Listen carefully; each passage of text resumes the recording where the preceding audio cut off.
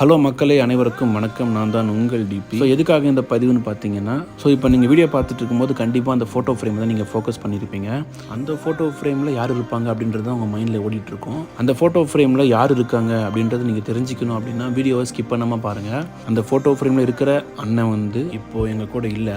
ஒரு வருத்தமான ஒரு பதிவு தான் இது. ஸோ கண்டிப்பாக அந்த அண்ணாவை எல்லாருக்குமே தெரிஞ்சிருக்கும். இப்போ வீடியோ ப்ளே ஆகிட்டுருக்கு, ஒரு கான்செப்ட் வீடியோ. அந்த கான்செப்ட் வீடியோ நீங்கள் கண்டிப்பாக பார்த்துருப்பீங்க. ஒரு சில பேர் பார்க்காமலும் போயிருக்கலாம். ஸோ இந்த ஹியூமனிட்டி வீடியோ நீங்கள் நல்லா பண்ணியிருக்கீங்க அப்படின்னு சொல்லிட்டு பிகினர்ஸ்லேயே சொல்லியிருந்தாங்க. ஸோ அவங்களும் அந்த வீடியோ எடுத்து போஸ்ட் பண்ணியிருப்பாங்க நம்ம பர்மிஷனோட தான். So thank you beginners.